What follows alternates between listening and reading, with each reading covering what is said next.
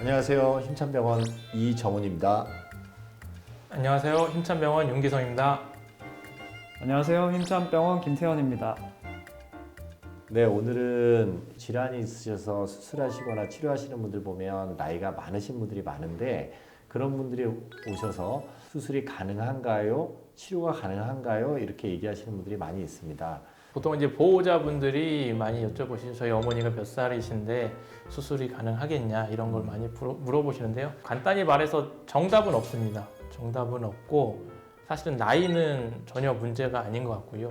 그분이 가지고 있는 기저질환 유무, 또 하나는 환자의 운동 능력 상태라든지 이런 것들이 상당히 중요하다고 보고요. 개인적인 경험으로는 저는 만 나이로 89세까지 전신 마취해가지고 수술을 해봤고 굉장히 정정합니다.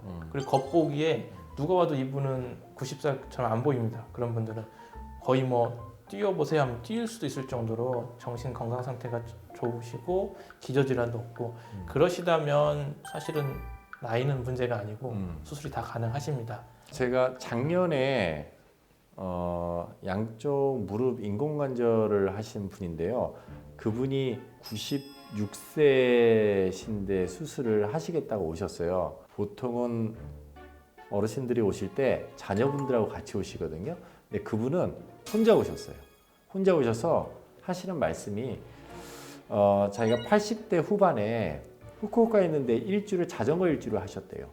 그만큼 액티비티가 좋으신 거죠. 그래서 앞으로도 이걸 내가 운동을 계속하고 원하는 여행을 다니고 이래야 되는데 지금 무릎이 아파서 그게 안 된다. 다른 데는 다 괜찮다. 본인 말로는 이 무릎을 좀 고쳐달라 하시면서 오신 분이 계셨어요. 그래서 그분이 이제 수술을 하시고 지금 한 3개월 정도 지났을 때부터 아주 잘 걷고 생활하시면서 감사하다는 얘기 듣고 그런 상황인데 저도 보면서 이제 그런 생각을 했죠. 아, 나이가 정말 중요한 게 아니고 그 환자의 액티비티나 그 환자 상태가 중요하다고 생각이 들었습니다. 미국 같은 경우는 이 무릎 혹은 고관절, 인공관절 수술을 할 때 좀 빨리 퇴원을 시킵니다. 수술하고 당일날 퇴원을 시키기도 하고 바로 다음날 퇴원을 시키기도 하고 뭐 2, 3일 내에 대부분은 퇴원을 하는데 그 퇴원을 빨리 할 수 있냐 여부를 외래에서 점수를 매긴 스코어가 있더라고요. 2017년도에 처음 이 스코어가 나왔을 때는 빨리 퇴원할 수 있는 기준이 60점이었거든요. 60점 미만이면은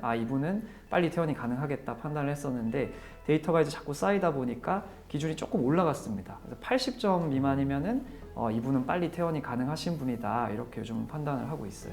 중요한 거는 이 스코어를 이제 접근을 할 때 나이는 전혀 안 들어갑니다. 기저질환들이 어떤 게 있냐, 잘 컨트롤이 되고 있냐, 혹은 이제 못 고치는 병이냐 이런 것들을 따지거든요. 근데 간단하게 좀 몇 개만 예를 들어 보면은 비만이냐 이거를 또 보고 너무 높은 고혈압, 당뇨도 이제 조절이 어느 정도 되고 있는지, 변비, 만성 변비가 있는지 이런 것도 체크를 하고 뭐 천식, 전립선 비대증, 심장 질환, 이 관상동맥 질환이나 뭐 심박동기를 달고 있는지 이런 것도 좀 체크를 하게 됩니다. 결론적으로는 나이는 이제 숫자에 불과한 거고 본인의 이제 건강 상태, 이 기저질환 여부 이런 것들이 중요한 것 같습니다.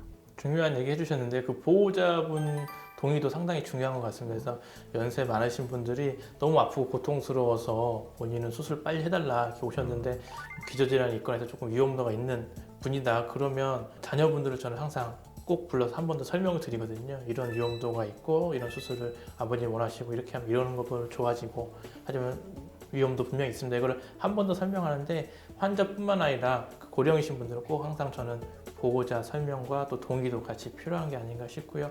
그리고 항상 저희가 고령이신 분들이 항상 문제가 되는 건 문제가 생길 가능성이 매우 높습니다. 언제 어느 순간에 심장이 멈추는 심장 마비가 오거나 심근경색 같은 질환이 생겨도 전혀 이상하지가 않거든요.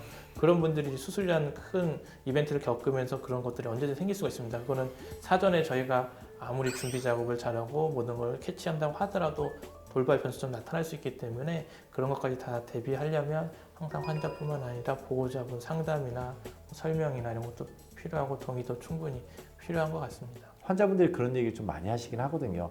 아니 수술 받는데 뭐 무릎 수술 받는데 왜 머리 검사는 왜 하고 왜 폐 검사는 왜 하고 심장 검사는 왜 하냐 이렇게 물어보시는 분들이 많이 있습니다. 근데 직접적으로 환자분의 상태나 이런 것들을 저희가 다 평가하지 않은 상태에서 수술을 시행할 수는 없거든요. 그래서 그 전문적인 분야에 있는 선생님들이 같이 백업을 해줄 수 있고 봐줄 수 있는 그런 병원에서 수술을 하시는 게 또 필요한 조건인 것 같기도 하고요.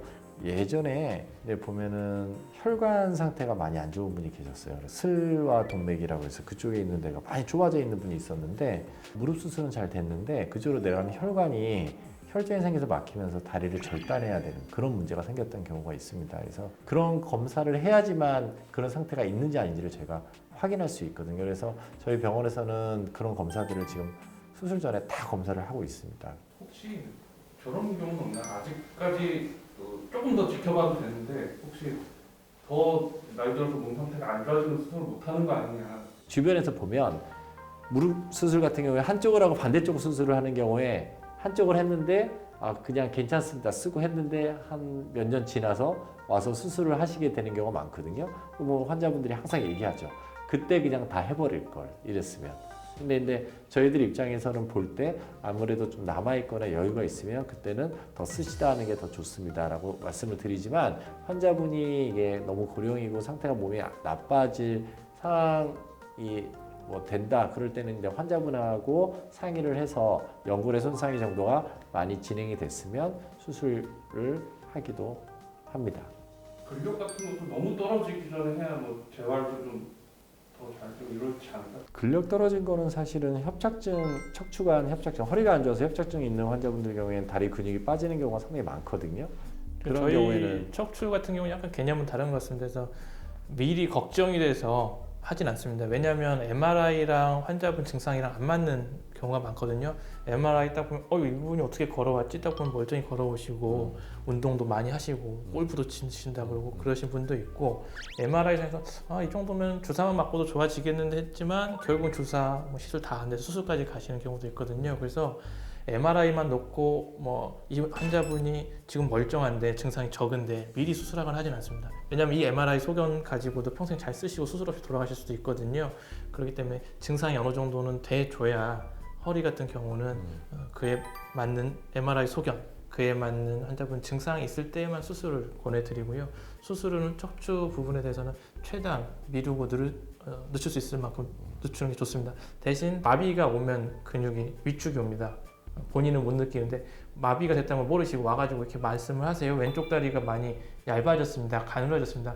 자세히 검사를 해보면 왼쪽 다리에 신경에 문제가 생겨서 근력 저하가 없기 때문에 근육이 위축이 오는 겁니다. 그래서 좌우차가 있고 그런 분들은 빨리 수술을 해줘야 합니다. 그렇게 명확한 증상이 동반된 증상이 있으면 수술을 권하고 미리 척추 같은 경우는 수술하거나 하지 않습니다. 최대한 수술을 늦출 수 있으면 늦추라고 저는 설명드리고 그렇게 하는 게 맞는 것 같습니다.